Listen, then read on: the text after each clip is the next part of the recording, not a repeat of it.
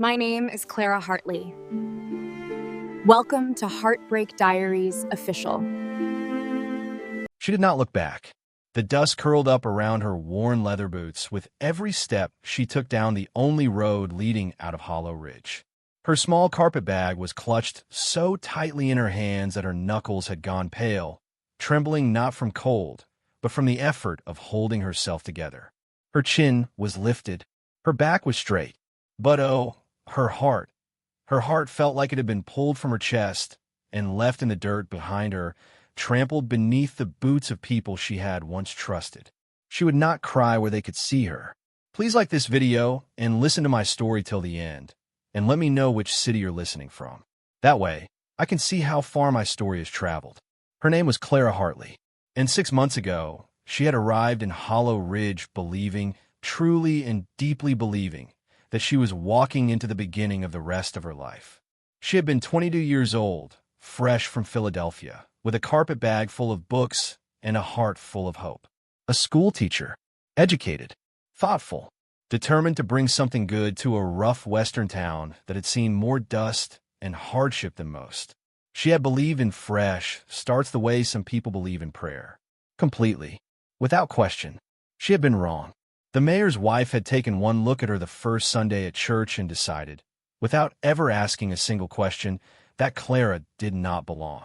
An educated woman who stood her ground, who spoke her mind in full sentences, who did not lower her eyes when a man disagreed with her.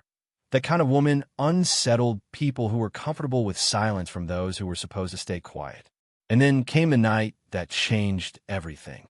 The mayor's brother, a broad-shouldered man named Gerald who smelled of whiskey and self-importance, had cornered her one October evening outside the little schoolhouse. He had spoken words that made her skin crawl. She had told him no with such firmness that it left no room for misunderstanding. She had not known, then, that saying no to Gerald Marsh was the same as signing her own name to her own ruin. By the next morning, the whispers had already started. And whispers in a small town do not stay whispers for long. They grow. They change shape. They become something unrecognizable from the truth that first sparked them. They said she had behaved improperly with a married father of 3. They said she was not a fit woman to stand before children. They said she had brought Eastern corruption into their clean and decent town. And not one soul, not a single living person, had walked up to her and asked for her side of it. Not one. She had stood in the schoolhouse each morning, looking out at the faces of children who still trusted her, and she had taught them their letters and their numbers and their history, even as the ground crumbled beneath her feet. She had told herself it would pass. She had told herself the truth had a way of rising. But the truth is slow, and cruelty is fast. This morning, the school board had called her in before the sun had finished rising. 5 men seated behind a long table. None of them would hold her gaze. The chairman, a man whose own daughter had once wept with gratitude over a kind word Clara gave her, cleared his throat and said it would be best for everyone if Clara left quietly. Quietly. She had not argued. She had simply stood, picked up her bag from beside the chair, and walked out of that room without making a sound. Because there was nothing left to fight for in a place where the verdict had already been decided before anyone had listened to a word she might say. Now she walked past the general store, past the post office, past the little church with its white-painted door, and the people of Hollow Ridge stood on the wooden boardwalk watching her go. Some of them she had known for months. She had helped the grocer's wife write a letter to her sister back east. She had stayed late helping the blacksmith's boy sound out a difficult word in his reading book. She had given 6 months of her life to this town. Not one of them called her name. Not one of them said they were sorry. And it was that silence, that terrible, hollow silence, that hurt more than any lie ever could. A lie you can argue against. Silence just sits there and looks at you. The stagecoach would not pass through for 3 more days. Silverdale, the nearest town, was 30 miles across open prairie. Claire did not care. She had decided she would walk every single one of those miles before she spent another night in Hollow Ridge. She was about a quarter mile down the road, the town still visible behind her, when she heard it. Hoofbeats. She kept walking. She did not turn around. She was not going to give this town another second of her attention. The hoofbeats slowed. A horse came up alongside her, falling into step with her pace. She kept her eyes forward. "You shouldn't be walking alone out here." The voice was quiet, not demanding, not pitying, just steady, the way a hand pressed to a wall is steady. Clara stopped. She turned, and she looked up into the blue eyes of a man named Elliot Wade. He sat tall on a chestnut horse, broad-shouldered, his hat brim casting a soft shadow over a face that was calm and unhurried. He was perhaps 28 or so, with the kind of stillness about him that belongs to people who have spent long years learning to read land and weather and the things that truly matter. She had seen him in town before. He had a ranch a few miles out. He always tipped his hat when they passed. He had never once looked at her with anything other than simple, uncomplicated respect. "Mr. Wade," she said, her voice careful and tight, "I am perfectly capable of making my own way." He swung down from the saddle, unhurried, easy, and stood on the road beside her. "I don't doubt that for a second," he said. "But 30 miles of open country is hard going for anyone, and the weather out west doesn't much care about anyone's pride or plans." "I'll take my chances," Clara said. "The Coyotes have more honor than this town." Something shifted in his expression, something quiet and sure. "I heard what happened," he said. And then, after a pause that felt like it cost him something to fill, he said simply, "I don't believe a word of it." Oh, those words. She had to look away immediately because her eyes had gone hot and her throat had tightened to the size of a pinhole, and she absolutely refused to weep on the road out Hollow Ridge where anyone might still be watching from the boardwalk. She swallowed. Hard. "Your belief doesn't change anything," she managed. "I can't stay." "I'm not asking you to stay," Elliot said. "I'm asking you to let me ride with you to Silverdale. Once you're there, you could take the train wherever you choose. You have my word. I won't try to change your mind about anything." Clara studied him for a long moment. She was not a foolish woman.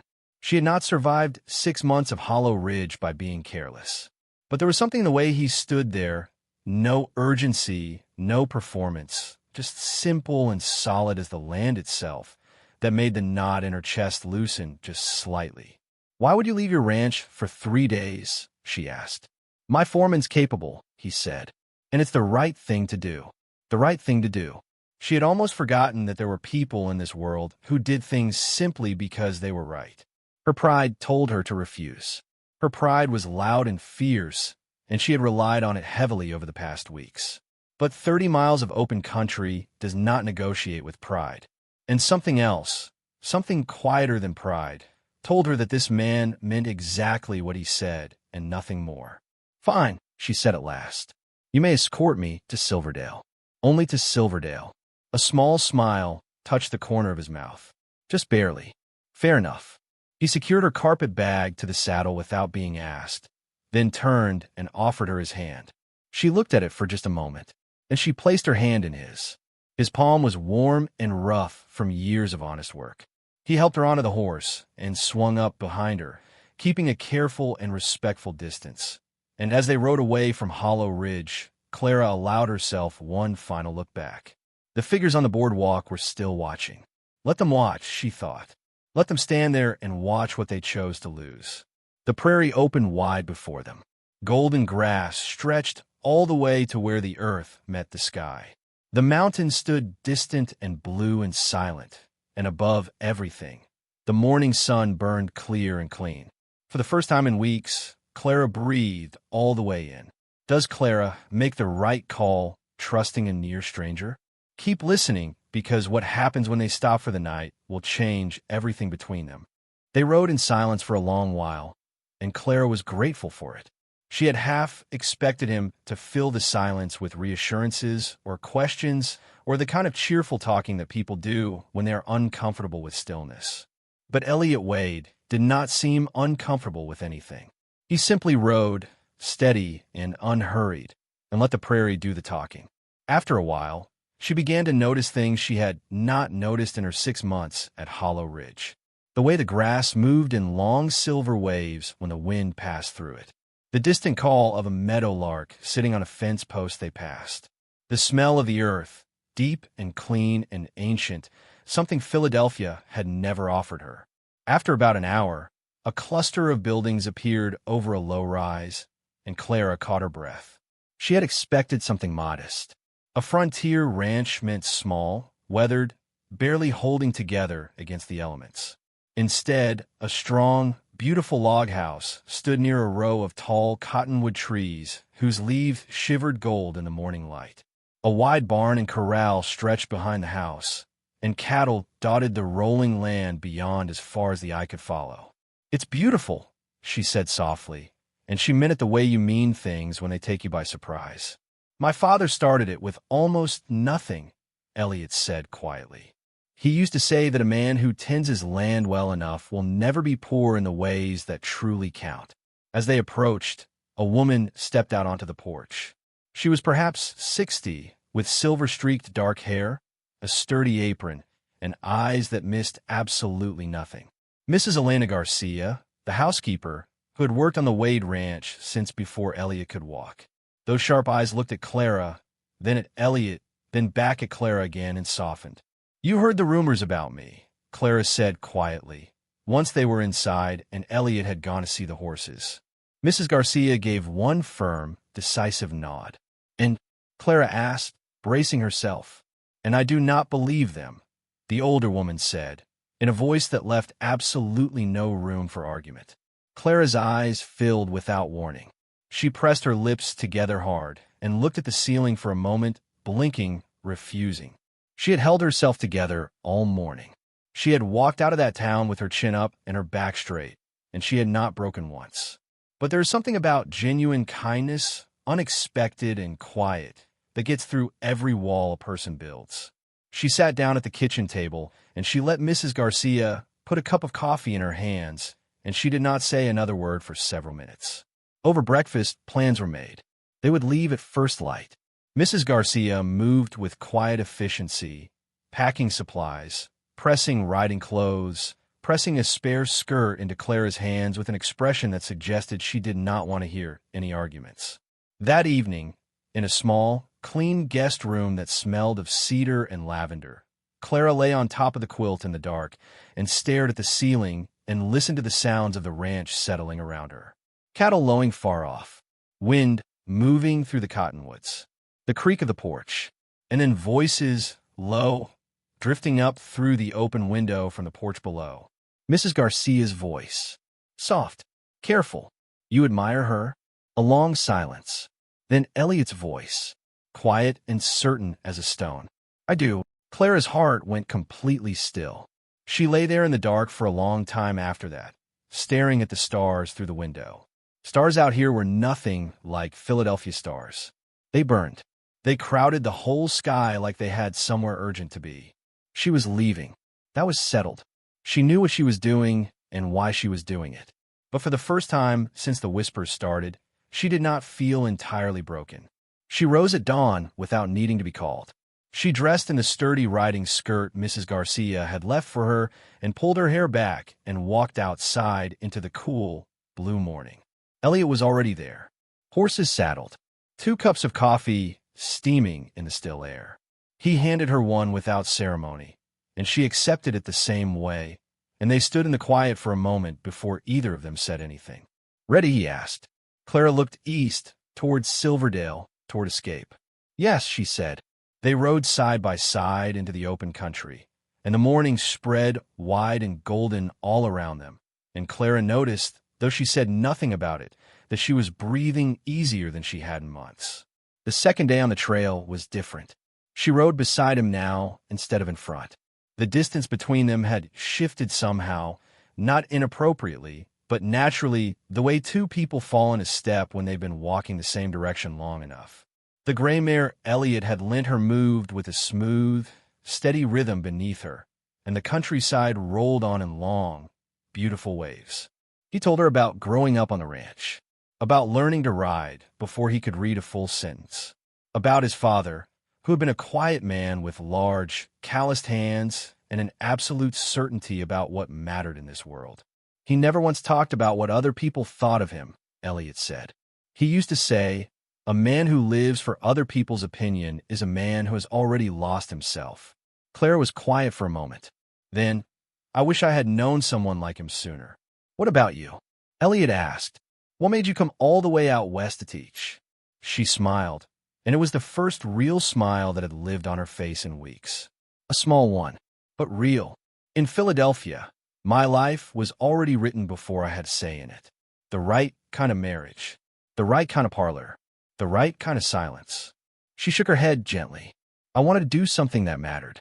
I wanted to teach children who needed it. I wanted to feel like I had chosen my own life. She paused. You do matter, Elliot said quietly. She looked at him sharply. He was not looking at her with sympathy. He was not trying to comfort her. He said it the same way a person states that the sky is wide or the grass is green. Like it was simply and obviously true, and he could not understand why it would need to be said. Her throat tightened again. Thank you, she managed. By late afternoon, the sky had changed. Dark clouds rolled in low and heavy from the west, and the wind picked up sharp and cold.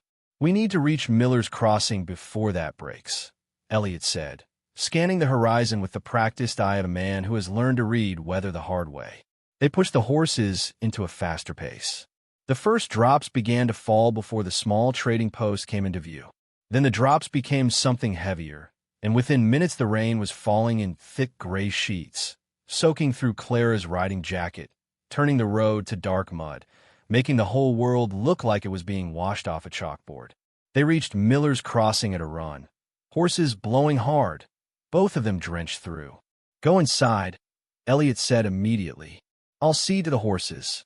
Clara ran for the door. Inside, the trading post was warm and smoky and crowded with travelers who had been caught the same way. Several men looked up in surprise at the sight of a woman, alone, soaked to the bone, her hair coming undone in dark ribbons around her face. She stood by the stove and tried to stop shivering. Elliot came in minutes later, rain streaming from the brim of his hat, and went straight to the owner to arrange what could be arranged. He came back with a look on his face that was careful and apologetic. There's one room left, he said. 2 beds. I can sleep down here with the other men if you'd rather. Clara's cheeks went warm. She knew exactly what people in this room were already thinking. She had learned what people thought without asking. But she was cold and exhausted, and she had 30 miles of prairie still ahead of her. She lifted her chin. That'll be fine. 2 beds is perfectly respectable. The room upstairs was small and clean, with a narrow iron stove that threw out good heat and 2 simple beds on opposite walls. Elliot set her bag on the one nearest the window and immediately turned toward the door. I'll step out while you change, he said, without a flicker of hesitation. And the ease of it, the absolute natural decency of the gesture, settled something in Clara's chest that had been braced for something else entirely. Downstairs at dinner, the storm raged, and the common room was crowded and loud. Clara could feel eyes on her. She knew the shape of that particular attention by now. She had lived in it for months. Let them look, Elliot murmured beside her, without looking up from his stew. They'll assume, she said softly. People assume what fits their fear of the unknown, he said simply. It doesn't make it true. She looked at him across the rough wooden table. How do you do that? She asked. Do what? Stay so calm. When people stare, when they judge. He considered this seriously, as he considered most things. I decided a long time ago that I couldn't control what people thought of me. I could only control what was actually true. A pause. The truth usually catches up eventually. Later, in the dark of the small shared room, while the storm beat against the shuttered window and lightning lit the ceiling in long flashes, Clara lay awake listening to the rain. Elliot, she said softly. Thank you. She stopped. Started again. For treating me like I'm worth something, when no one else in Hollow Ridge was doing that anymore. Her voice broke very slightly on the last word, just slightly, and she pressed her lips together. The silence stretched between them, long and rain-filled. You are worth something, he said at last, and his voice in the dark was the steadiest thing she had heard in months. More than you know, Clara. She turned her face toward the window and closed her eyes and let the tears come, quietly, where only she knew they were falling. She's starting to feel something she didn't expect to feel, and she's trying with everything she has to push it back down. Keep listening, because tomorrow morning, a newspaper headline is going to hit her like a stone to the chest. When she woke, the storm had gone. Morning light poured through the window, pale and clean and brand new, the way the world always looks after a hard rain has washed everything down to its bones. She lay still for a moment, listening. The room was quiet. She turned her head. Elliot's bed was empty. She dressed and made her way downstairs to find the common room nearly empty to the travelers who had crowded it the night before. The stove was warm. Coffee was on, and Elliot was coming in through the front door, his hat damp with morning dew, a folded newspaper tucked under his arm. His face was tight. Clara stopped at the bottom of the stairs. "What is it?" He crossed the room and set the paper on the table in front of her without saying a word. She looked down at the front page. The Hollow Ridge Gazette. She saw her own name before anything else. Then the headline. And then she sat down very slowly in the nearest chair because her legs had stopped cooperating. Gerald Marsh had confessed. He had stood before the town council and admitted that every accusation made against Clara Hartley had been fabricated. Lies built out of bruised vanity and wounded pride after she had turned him away. The town council had voted unanimously to clear her name in full and in public. The school board had reversed their decision. They were offering her the position back. They were asking her to come home. Her hands were shaking. The newsprint trembled. She should have felt triumph. She had imagined this moment in the small, dark hours of many nights. The moment the truth would finally surface. The moment someone would look these people in the eye and tell them what she already knew. She had imagined it would feel like justice. It felt like nothing she had imagined. It just felt like exhaustion. "Will you go back?" Elliot asked. He was watching her carefully, the way he always watched things, still and attentive. Clara stared at the page. Her own name in print. At the words, "public apology." "They believed him the moment he opened his mouth," she said.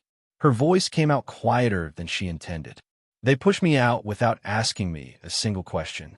6 months of my life. I taught their children." She set the paper down.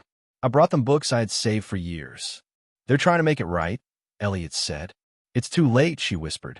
And even as she said it, she felt the truth of it settle over her.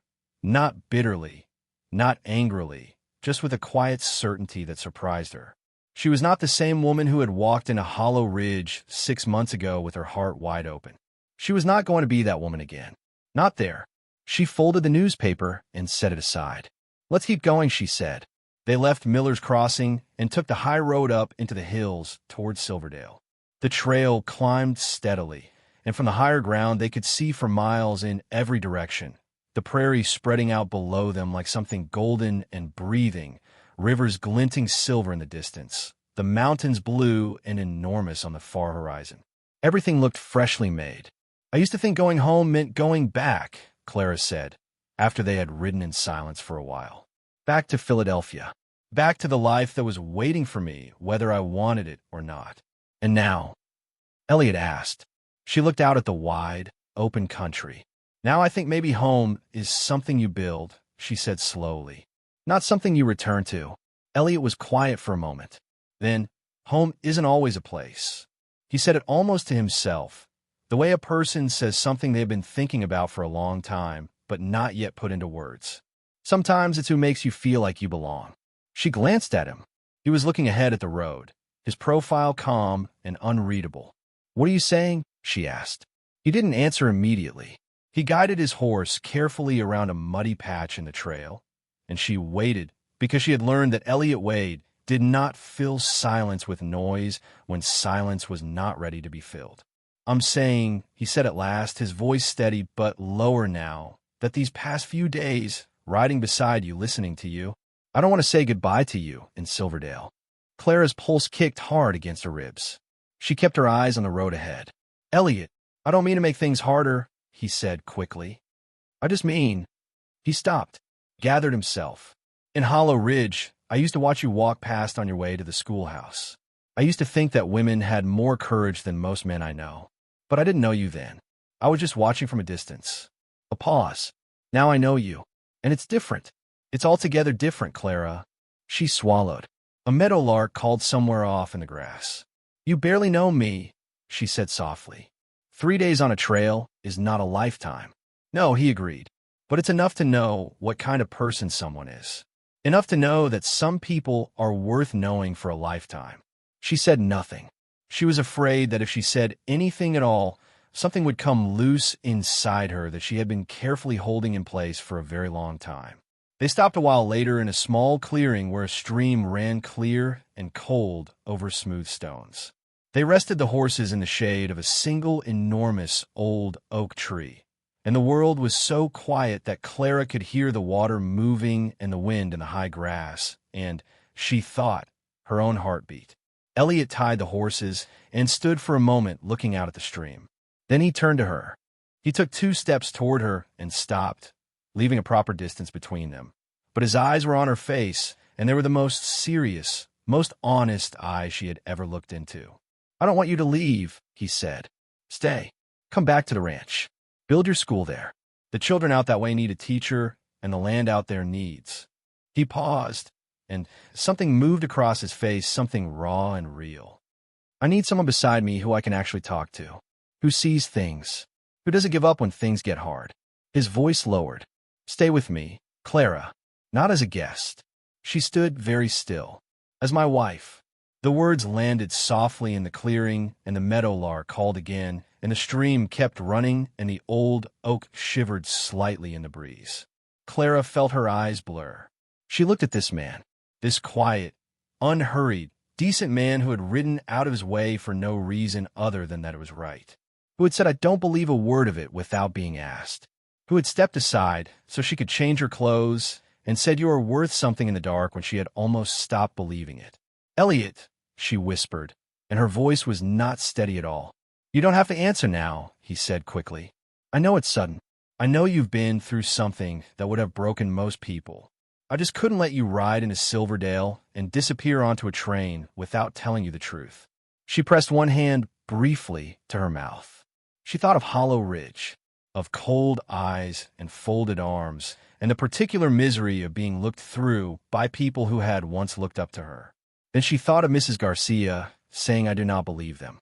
She thought of stars burning bright over an open sky. She thought of a cup of coffee handed over in the blue early morning without ceremony or condition. She thought of not being alone again. "Yes," she said, so quietly she wasn't sure he heard it. He went very still. "Yes," she said again, steadier now, and she felt the words settle all the way down through her, right to the ground. "Yes, Elliot." His face broke open into a smile, so wide and sudden and warm it was like watching the sun come over a ridge. He crossed the space between them slowly, giving her every moment to change her mind, and she did not move. When he took her face gently in his hands and pressed his lips to her forehead, and then, more carefully, more gently, to her lips, it felt like the most certain thing that had ever happened to her. Not rushing, not desperate, just right. They did not continue towards Silverdale. They turned their horses around, toward the east, toward Everett Ranch. And as Clara looked out at the wide land opening before her, she felt something she had honestly forgotten the shape of. Peace. Not relief. Not resignation. Peace. She said yes in a clearing by a stream with no one watching, and it was the most real moment of her life. But Hollow Ridge isn't finished with her yet. Keep listening because she's going back, and this time she's walking in, not walking out. Nobody expected to see Clara Hartley ride back in a Hollow Ridge.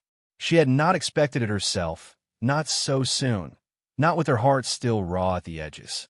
But there are things that need to be finished properly, and Clara Hartley had always believed in finishing things properly. The morning was bright and clear, the kind of morning that feels like an argument for continuing. She sat beside Elliot in his wagon as they came down the familiar main road, and she did not slouch, did not pull her hat lower, did not look away from the faces that turned to watch them pass. Let them look, she thought. Let them look and really see me this time. The same wooden buildings, the same boardwalk, the same dust, and yet it all looked smaller than she remembered. Strange how a place can shrink once you stop being afraid of it. The mayor was waiting outside his office, hat in his hands, his face red and difficult to read. Several townspeople had gathered, not out of malice this time, but out of the strange magnetism that an unresolved story always creates. "Miss Collins," he began, and then caught himself. "Miss Hartley." The town owes you a sincere apology." He meant it. She could see that he meant it, and that meaning it had cost him something. Clara stood straight beside Elliot, feeling his steady presence like solid ground beneath her, and she looked the mayor in the eye. "I accept your apology," she said, and her voice did not waver. "But I will not be returning to the school." The mayor blinked. He clearly had not prepared for this response. "You won't?" "No," she said simply. "I am to be married. I'll be opening a school at Wade Ranch for the children who live too far out to make the journey to town. There are more of those than this school board has ever counted." A murmur ran through the gathered townspeople like a current through water. Married to Elliot Wade? She heard it pass from mouth to mouth, felt the surprise and the calculation and the adjustment of understanding. She did not care. She had already moved past the place where their calculations affected her. They went to the schoolhouse for the last time. She had a few things to gather, a handful of books she had brought from Philadelphia and paid for herself, a small framed illustration of the alphabet she had hung above the chalkboard on her first day. She was lifting the illustration from its nail when a small voice said her name. She turned. Sarah Jenkins was standing in the doorway, small and earnest and braided, her eyes wide and swimming. "Miss Hartley," she said, and her voice cracked on the last syllable in the way that children's voices do when they're trying very hard not to cry. "Are you really not coming back?" Clara set the picture down. She crossed the room and crouched in front of the girl so they were eye to eye. Sarah's lip was trembling. Clara gently took the girl's hand in both of hers. "I'm still going to be teaching," she said softly. "Just somewhere new. Somewhere I can help children who have never had a teacher at all. But what about us?" Sarah whispered. The question landed square in Clara's chest, warm and aching. She took a breath. "You are going to be wonderful," she said steadily. "You already know more than you think you do, Sarah. You keep reading. Promise me." Sarah nodded, lower lip still unsteady. "Billy Cooper never learned proper because he lives too far out." Clara smiled. "Then Billy Cooper will have a desk in my classroom. I promise you that." Sarah flung her arms around Clara's neck with the unself-conscious force that only children can manage, and Clara held her. And for just a moment, in the middle of that empty schoolroom, her eyes closed and she held on and let herself feel the weight of what was ending. Then she stood, picked up her books, and walked out of that room for the last time. Elliot was waiting by the wagon. He took the books from her without being asked and settled them carefully in the back. "All right," he asked. "All right," she said. They drove out of Hollow Ridge, and this time the people watching from the boardwalk looked different. Not all of them are cold. Some of them are guilty. Some of them, she thought, genuinely sorry. She nodded once as they passed, and then turned her eyes forward to the road ahead. She did not look back. The wedding was 2 weeks later, on a clear October afternoon at Wade Ranch, when the cottonwood leaves had turned gold and the sky was a shade of blue that seemed almost too beautiful to be real. Neighbors came from miles in every direction. Families who had struggled for years to find schooling for their children. Ranchers and their wives, and their sunburned children in Sunday clothes. Several of Clara's former students, some of whom had made the long ride from Hollow Ridge specifically to see their teacher marry the quiet cowboy who had ridden out to find her. Clara wore a simple ivory dress that Mrs. Garcia had helped her alter.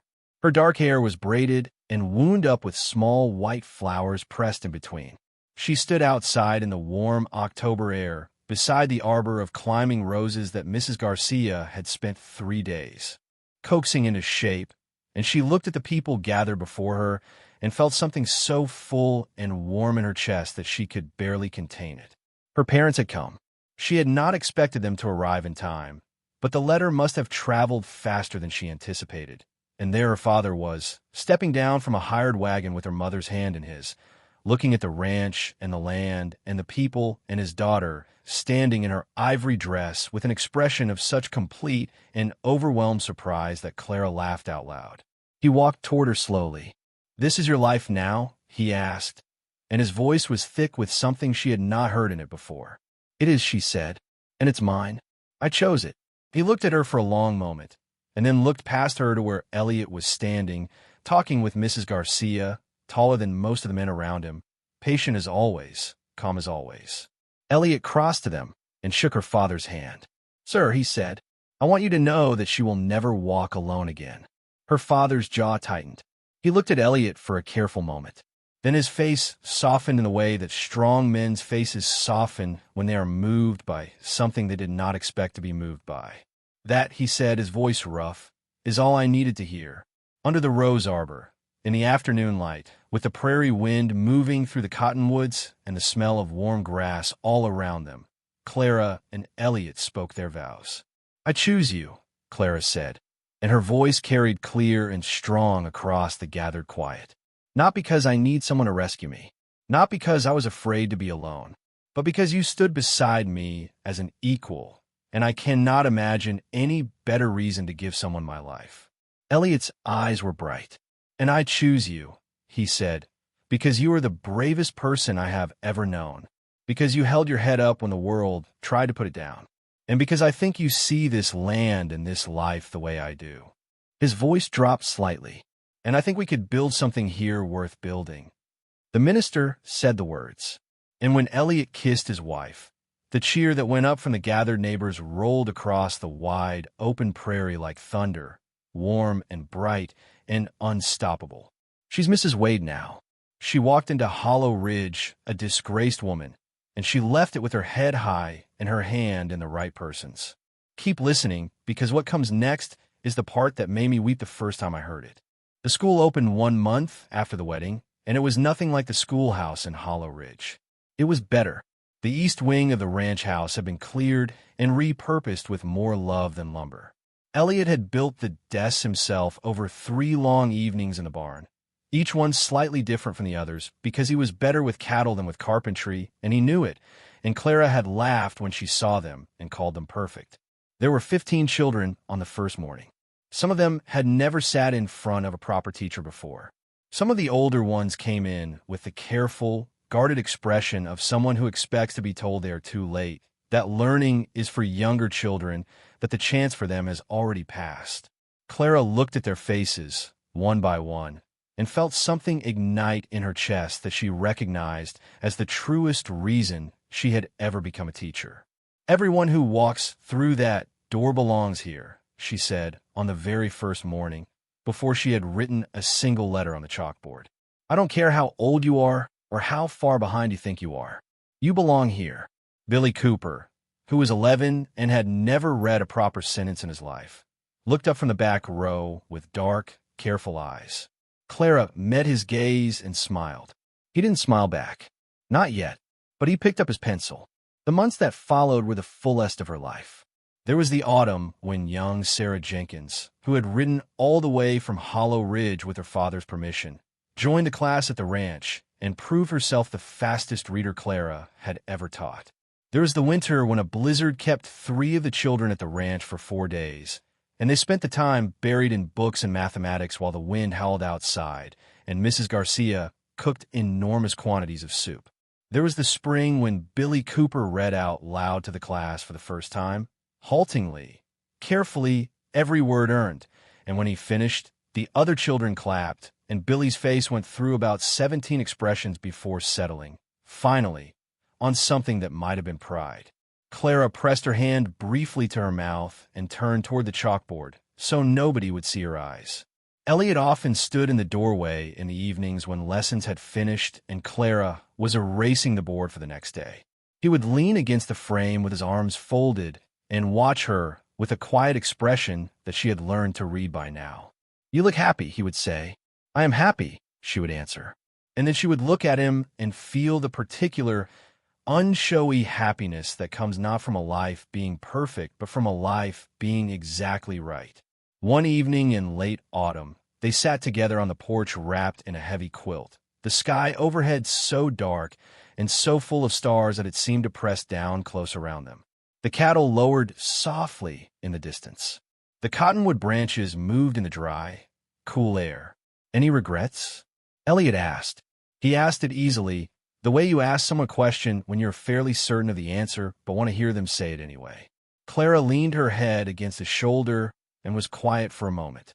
Not because she was uncertain, just because she wanted to give the question the honest space it deserved. "None," she said, except maybe that I waited so long to walk out of Hollow Ridge." He laughed softly. "If you hadn't walked out that morning, I wouldn't have ridden after you." She tilted her head up to look at him. "You said something that morning, when you came up beside me on the road." He remembered. She could see it in his face. "Not alone again," she said softly. He nodded. "I thought I was losing everything," Clara said. Her voice was low and quiet, just for him, just for the night around them. "I thought I was walking away from the last chance I had at something good. I thought I had failed." She shook her head gently. "I wasn't walking away from anything. I was walking toward this." Elliot pressed his lips to her hair. "Gentle, steady, certain. You were never meant to face it alone," he said. She closed her eyes. The wind moved softly through the tall grass. The ranch house stood warm and strong behind them. Inside, the small classroom waited for morning, the chalkboard wiped clean, the desks ready, the books stacked neat and hopeful along the wall.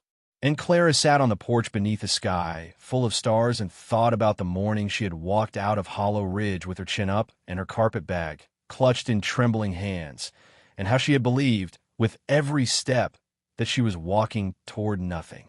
She thought about how wrong she had been. She thought about how sometimes the most important roads in your life are the ones you start walking down before you know where they lead. How sometimes the people who matter most come riding up beside you on ordinary mornings when you have already decided you don't need anyone. How sometimes you do not find the life you wanted. You find something better, something you didn't know you needed, something you could never have planned your way toward. She thought about every person who had watched her walk out of that town and said nothing. And she thought, without bitterness, without any particular grief anymore, that she hoped they were well. She hoped they found their way towards something true. She hoped the children in that schoolhouse were loved. Because Clara Hartley, who was now Clara Wade, had nothing left to carry from Hollow Ridge. She had set it all down on a dusty road 30 miles ago, on the morning when a quiet man on a chestnut horse had come riding up beside her and said the 7 words that changed everything. Not alone again. And she never was. Tell me in the comments whether this story moved you the way it moved me. Tell me which part hit you the hardest. Was it the morning she walked out? The clearing where she said yes? Or that first day, she looked at Billy Cooper across a room full of children who had never had anyone believe in them? And if you've dealt with something similar, if you've been pushed out, talked about, accused of things that were never true, if you've had to walk away from something you love because staying had become impossible, share your story. You are not alone, not even close. Subscribe for more stories about standing your ground and reclaiming your life, because you deserve to hear them, and someone out there needs to know that the road doesn't end where they think it does. Clara had tried to leave town alone, but the cowboy had ridden beside her, and in doing so, he had not simply offered her protection from 30 miles of open country. He had offered her something she had stopped believing was still available to her. Partnership, dignity, home. And as the stars burned long and bright over the wide western sky, and the ranch stood quiet and strong, and the classroom waited for morning with its 15 desks, and its stacked books, and its wiped chalkboard full of possibility, Clara Wade knew one thing with the kind of certainty that lives in the bones and does not leave. She would never walk alone again.